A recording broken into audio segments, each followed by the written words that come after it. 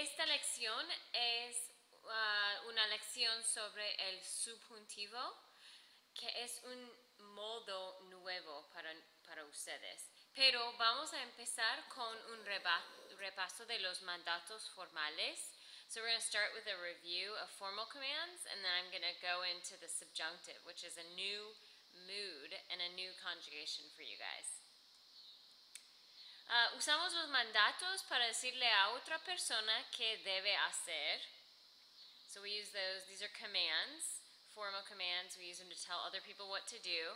It's like saying, clean the dishes. Don't listen to that person. Pay attention in class. Do your homework. Don't sleep while I'm talking. So that's commands. Para hacer un mandato formal, empezamos con la forma de yo, presente, indicativo, menos o y más el opuesto. So that's your yo drop switch. ¿No?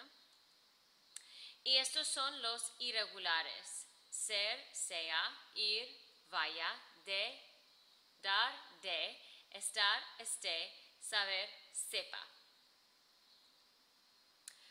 Ok, ahora vamos a empezar con el presente subjuntivo. Es otro modo de conjugación española. And I'm going to do most of this in English because I want to make sure we get it, but present subjunctive is an entirely different mood.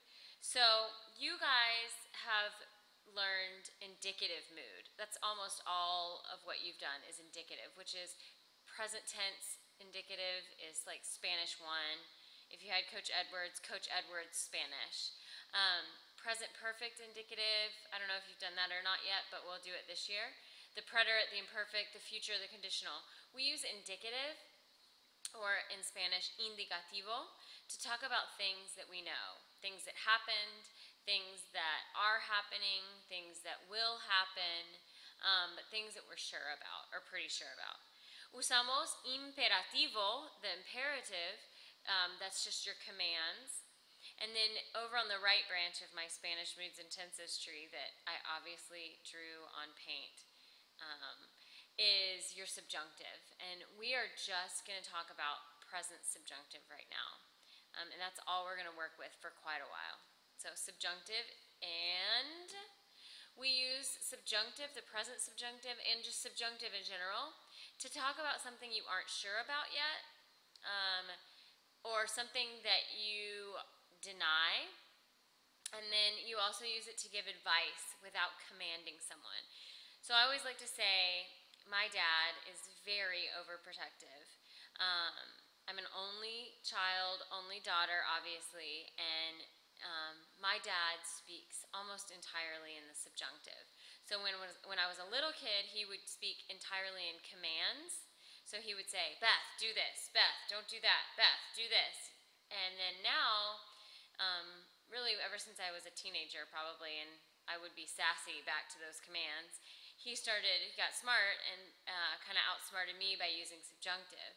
So he uses subjunctive to say things like, instead of saying, Beth, do your homework, he'll say, Beth, it's a good idea that you do your homework. Or instead of saying, always wear your safety belt, which he still tells me even though I'm 32, he'll say things like, I like it when you wear your safety belt.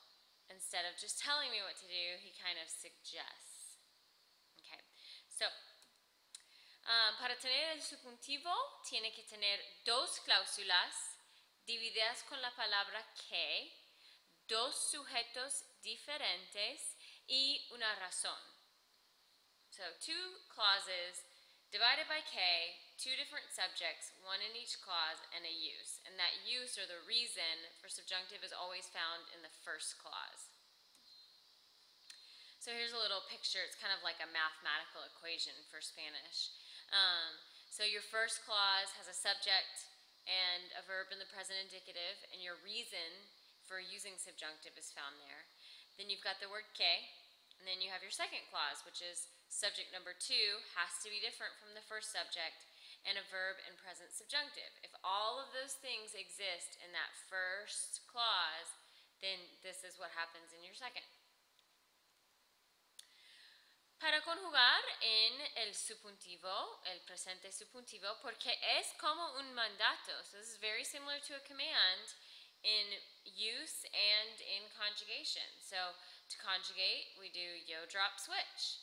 However, this time your switch has all of these different endings. Yo, tú, usted, él, ella, nosotros, vosotros, ustedes, ellos, ellas.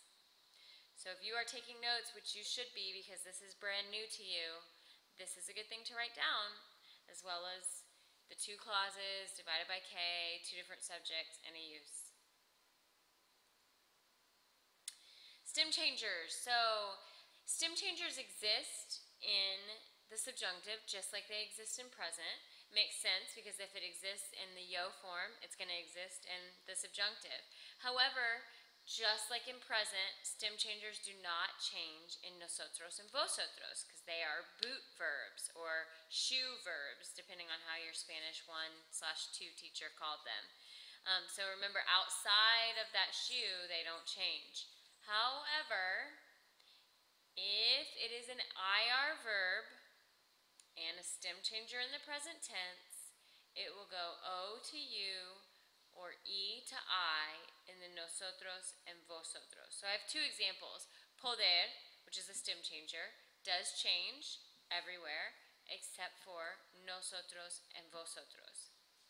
However, dormir, IR verb, changes everywhere, O to UE, just like it always does, except in the nosotros and vosotros, it changes O to U.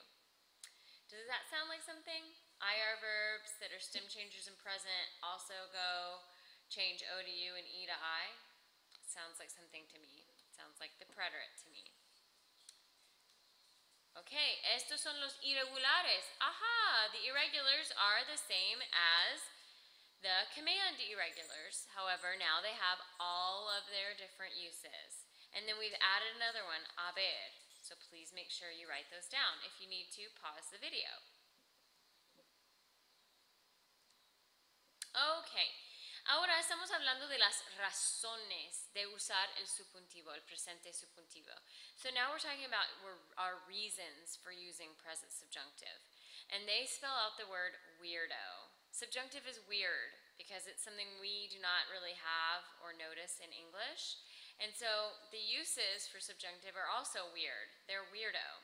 So our uses are wish or want, emotional reaction, impersonal expression, recommendation, doubt or denial, and ojalá. And I'm going to go through each of these. Remember, your first clause has the subject, the verb in the present indicative, and a reason. Then you've got que. Your second clause has your second subject and the verb in the subjunctive. Wish or want. Estos son unos ejemplos de unos verbos. Esperar, to hope, preferir, to prefer, querer, to want. So these are just some examples of verbs that express a wish or a want. That is a picture of my dad. So since we're talking about how my parents give me advice by using subjunctive, I've included some pictures of them. When my dad takes his glasses off, he doesn't look scary there, but in person it's very scary because that means he's really mad. So that's his angry dad stance right there. It's hard to get past the big colorful shirt and see the scary face behind it, but it's there. So wish or want, here's an example. Mi papá quiere que yo estudie mucho. My dad is expressing his wish or want onto me. And so that first clause has the subject number 1, mi papá, my verb in present indicative, quiere, and quiere is also a reason for subjunctive because it means he wants me to do something. Then we've got our que, subject number 2, and then that verb is in the subjunctive. It would be estudió, but then I do the yo drop switch, estudié mucho. Emotional reaction. Gustarle, estar triste, sorprenderle. There's my cute mom. Emotional reaction. Mi mamá está alegre que yo sea tan simpática. So my mom is happy that I am so nice, right? She looks mad there, but she's happy. Impersonal expression. Impersonal expressions are ways that we give advice, but they always start with something like es blank, es mejor, es buena idea, es importante, es necesario. These are all impersonal ways of saying it's a good idea that you do this. There he is again. Papa. So, impersonal expression example, es importante que tú lleves el cinturón de seguridad. It's important that you wear your safety belt. Llevar goes to lleves. ¿No? Recommendation, recomendarle, aconsejarle, sugerirle. And guys, these are just examples. There's lots of verbs that show wish or want, emotion, recommendation, impersonal expression. There's lots of stuff that falls under those categories. I'm just giving you some examples. Okay, here he is again with his glasses. Dun, dun, dun. Mis padres me sugieren que yo haga lo que me hace feliz. So my parents suggest to me that I do something that makes me happy. And I am. I'm teaching you guys. It makes me really happy. Doubt and denial. Dudar, no creer, negar. So these are all ways to say you doubt or you deny something. Dudo que ellos dejen de preocuparse por mí. So I doubt that they will stop worrying about me. Dejar goes to dejen. Ojalá. Ojalá es una expresión específica en el subjuntivo. So ojalá is really a specific expression. It comes from when the Muslims used to live in Spain and occupy Spain. And Allah is, of course, God in the Muslim culture and religion. And so it's like saying, oh, God, we hope. So we use it to say things like, it's hoped that, or it is wished that, or we want. But there's no real subject, but it always has subjunctive after it. So here's my example.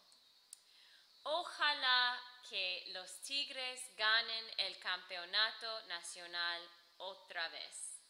Oh, it is hoped, or oh, I hope, either one, that the Tigers win another national championship. Okay? Por favor, no se olviden de hacer el whisk, WSQ. Please do not forget to turn that in to me. Submit that via my website. It's right underneath this video. Okay, gracias y por favor estén listos para una clase muy interesante con mucho trabajo del subjuntivo. Hasta luego.